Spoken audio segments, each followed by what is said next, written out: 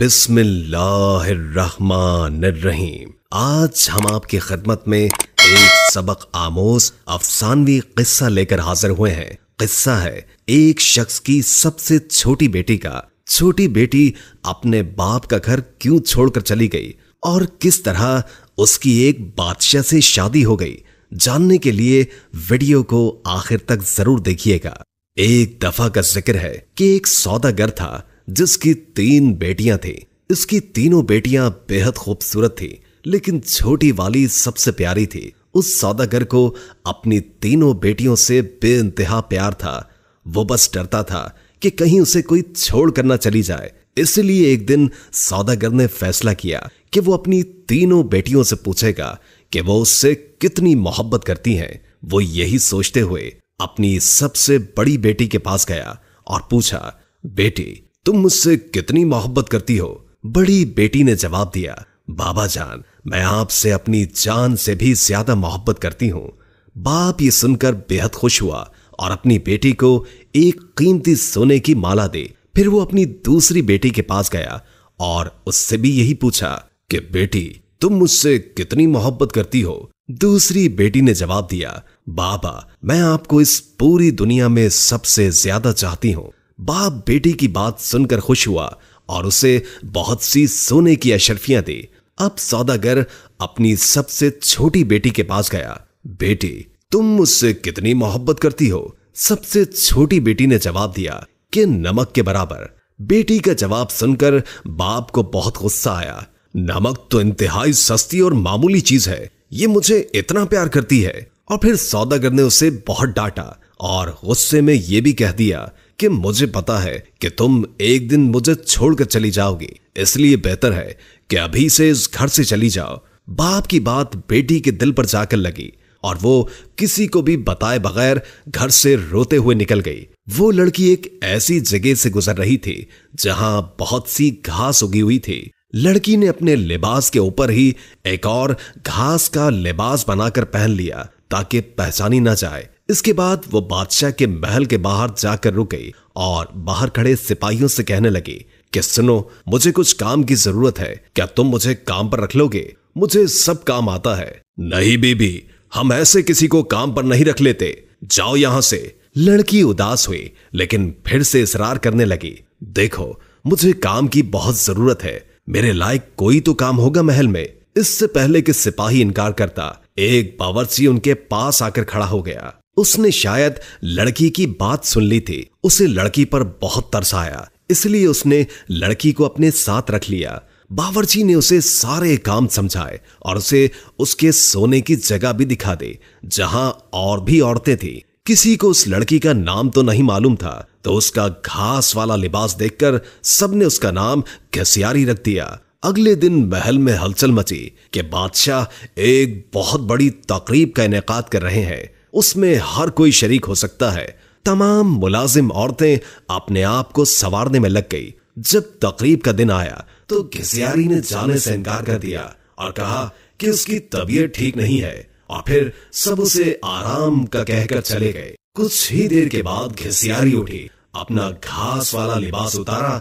और एक खूबसूरत सी पोशाक पहन ली जो वो अपने साथ लाई थी, और फिर उस तकरीब में चली गई। वो इतनी खूबसूरत लग रही थी कि वहां तमाम हाज़रीन की नजरें उस पर उठ रही थी। हर कोई ताज्जुब में था कि इतनी हसीन लड़की कौन है। वहां बादशाह का बेटा भी मौजूद था। उसने जब इस हसीन लड़की को देखा तो देखता ही रह गया, और फिर शहजादे ने पूरी तकरीब बस घसियारी के साथ बातों में गुजार दी। शहजादे ने किसी और की तरफ आंख उठाकर भी न देखा। फिर घसियारी किसी की भी नजरों में आए बगैर वापस महल में आ गई। अगले दिन औरतों ने कहा कि तुम्हें वहां होना चाहिए था। कल बादशाह का बेटा एक हसीना पर लट्टू हो गया और सारा वक्त उसी के साथ रहा। घसियारी बज़ाहिर उदासी हुई, हाँ काश मैं भी जा सकती। कुछ दिनों के बाद बादशाह ने फिर से एक तकरीब रखी। इस बार घसियारी ने यही बहाना लगाया कि उसकी तबीयत ठीक नहीं है,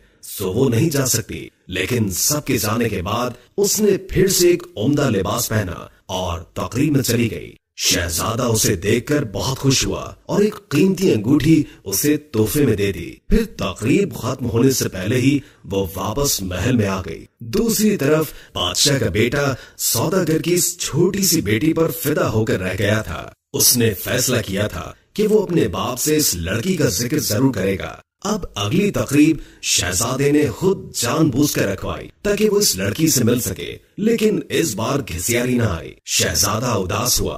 बादशाह को घिसियारी के बारे में कुछ भी मालूम नहीं था, इसलिए वो परेशान हो रहा था कि उसका पता कैसे और किससे करे। एक दिन शहजादे ने महल के मुलाजमों से सागूदाना बनाने की फरमाइश की। घिसियारी को जब ये पता चला तो उसने खुद सागूदाना बनाने की ख्वाहिश का इजहार किया। उसे इजाजत दे दी गई। घिसियारी ने सागूदाना बनाने के बाद वही कीमती अंगूठी जो शहजादे ने उसे दी थी सागूदाने में डाल दी। अब शहजादा मेज पर बैठा सागूदाना खा रहा था। जब खाना खा चुका तो देखा कि प्याले में अंगूठी पड़ी है। वो अंगूठी पहचान गया और जल्दी से अपने मुलाजमीन को बुलवाया। मुलाजमीन ने बताया कि ये सागूदाना घिसियारी नामी मुलाजमा ने बनाया है। फिर घिसियारी को बुलवाया गया। शहजादा घिसियारी को पहचान न सका, लेकिन जब घिसियारी ने बोलना शुरू किया तो शहजादे को उसकी आवाज सुनकर यकीन हो गया कि ये वही लड़की है जो उसे तकरीब में मिली थी और जिस पर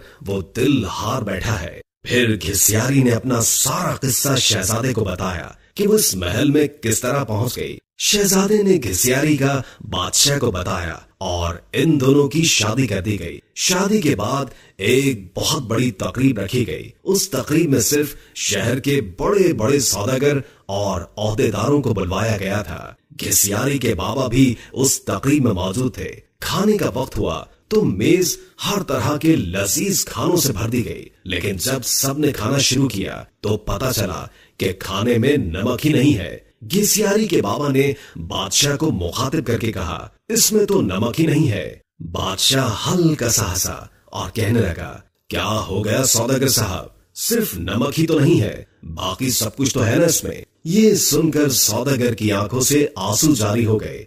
बादशाह ने उसे ताजुब से देखा और पूछा कि जनाब आप रोने क्यों लग गए। सौदागर ने कहा, आज मैं अपनी बेटी की बात समझ गया हूँ। खाने में नमक ना हो तो चीज बदजायका हो जाती है, चाहे उस खाने में और कितने ही कीमती मसाला जात पड़े हों, लेकिन नमक के बगैर खाना कुछ भी नहीं।